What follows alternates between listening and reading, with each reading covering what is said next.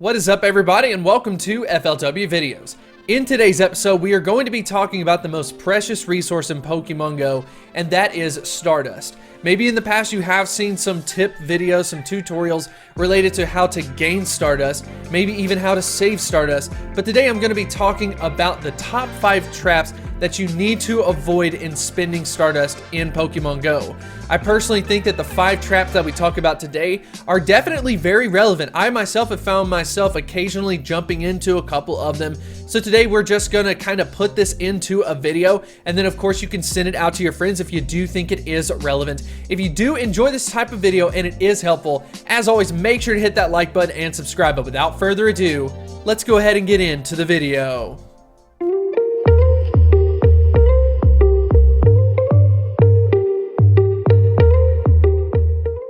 As we run across this list, we are going to run into some options that are controversial, and then some of them that are just like a no-brainer in this situation. I think the first one that we cover is a no-brainer, an absolute Stardust trap, and that is related to the secondary charge moves. Now, you can look at this from 2 different ways. You've got the raid side and then the PvP side. Let's go ahead and address the raid side. When you talk about raid Pokemon that would benefit from having a secondary charge move unlocked, the list is very, very low. In my opinion, something like a Mewtwo, for example, if it has Shadow Ball, and then unlocking a secondary Psychic move, for example, like Side Strike or even Psychic, that would make sense, but that's because the quick move is locked down to only being Psychic typing, so you're gonna have that. But if you have the secondary charge move unlocked, you can become a top 3 option from 2 different standpoints. That makes sense, but it's very few Pokemon that it would make sense to where they would perform very well from 2 different typings and then not even necessarily changing the quick move in that way. So I don't think that there's a lot of value on the raid side. For PvP, for example, I ended up competing in a tournament where I wanted to unlock a secondary charge move for Lapras, simply just for coverage to be viable in PvP. I wanted a water type charge move and an ice type charge move just for flexibility, right? But if I wanted to do that, the cost was going to end up being 75,000 Stardust just to be able to do that. And it's a good Pokemon, so I'm sitting here going like, well, is it worth it? I mean, that's a lot of Stardust. That's a lot of candy, especially if it is a rarer Pokemon. But we'll definitely be talking about PvP a little bit later on. But I wanted to provide a brief solution to that. I would highly recommend you to take a look at these Pokemon that it only costs 10,000 Stardust to unlock a secondary charge move. You could end up with a budget option, especially if you're trying to toe into PvP. You're not 100% committed. You just want to try it out. Definitely check out these Pokemon. But I do think that unlocking a secondary charge move can be a huge Stardust trap. For the second option, I wanted to focus a little bit on PvP and talk about some of the expensive Pokemon options.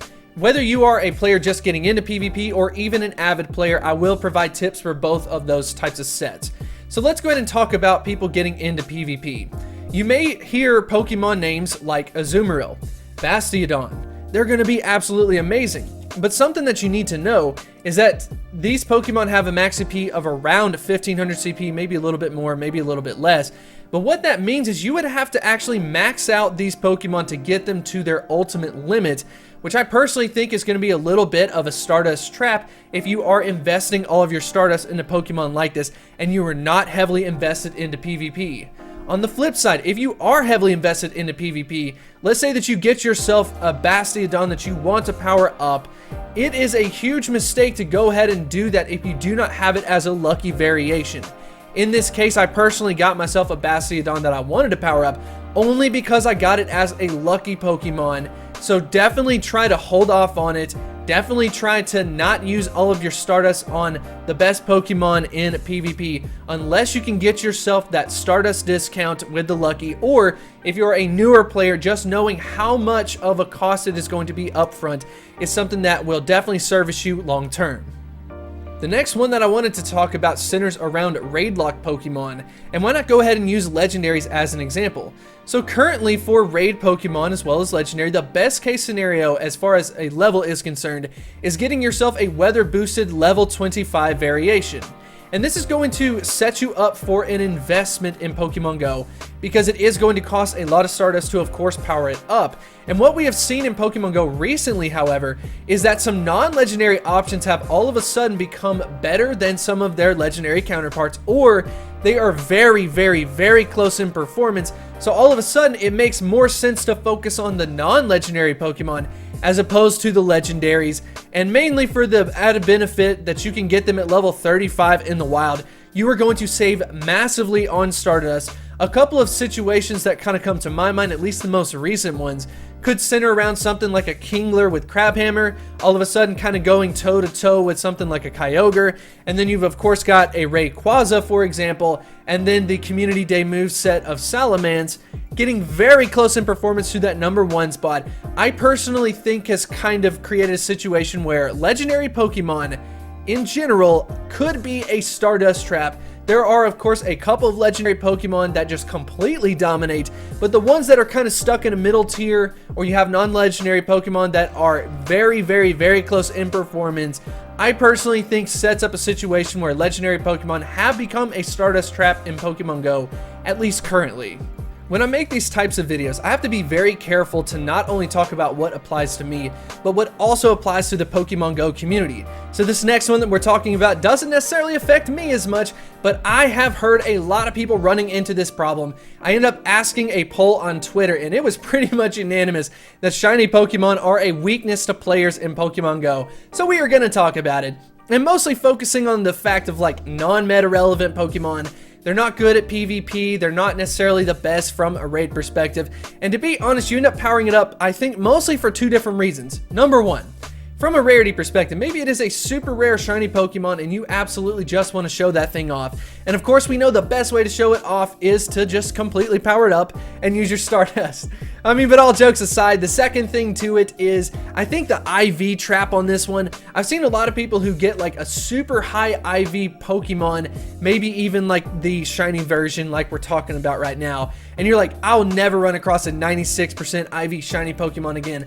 I have to power up this Pokemon. And I think shiny Pokemon could be a major trap, so I definitely want to know in the comment section below if you have fallen for this. Do you find yourself powering up kind of random Pokemon just for the fact that they are shiny? I myself have kind of been tempted with it too. Recently caught a Magikarp that was super low level. It did have good IVs, it was a shiny, but I'm gonna hold off. I'm not gonna do it. I'm gonna save myself a couple 100,000 Stardust by not doing it. But I definitely want to know if you have fallen for this in the comment section below.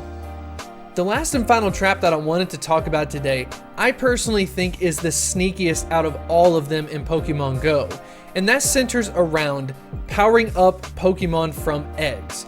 Now, eggs can definitely be a great vehicle in Pokemon Go, getting candy, getting shiny, getting good IVs, and then even some Pokemon that are only exclusive to eggs. That's the only way you're gonna be able to get them. All of a sudden you're saying, wait a minute, you can do this, you can do that, you can do this. What's the problem? Well, the problem is going to center around the fact that these Pokemon are going to be at level 20. And anytime a Pokemon is kind of locked, it's a very similar situation to the raid side, where you end up in a situation where it would cost a lot to be able to power it up, especially up to something like a level 40, for example.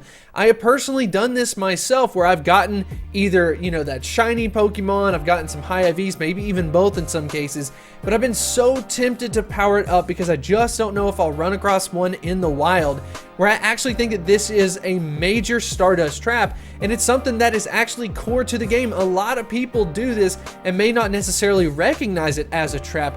I just want to provide an alternative perspective to it. Definitely wanted to bring it up. I think it is a little bit of a sneakier one just because it is involved in the game design. There's a lot of temporary benefits, but at the end of the day, I really do think it sets up people to spend a lot of Stardust and not necessarily think as critically about it. Man, that was such a tough video to make.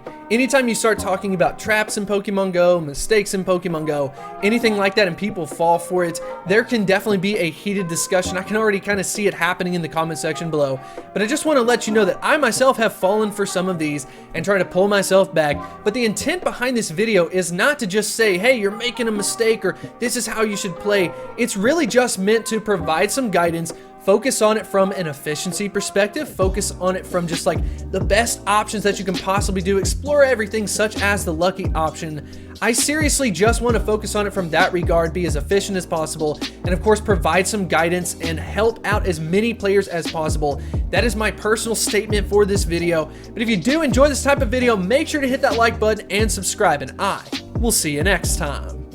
If you want to develop a deeper connection, I would highly recommend you to check out Patreon. We've got a lot of really cool things going on over there. Check out all of these supporters that we have. We are almost up to 100. We are also posting some special content, some behind the scenes work. And if that is the type of thing that interests you, I would highly recommend you to check it out.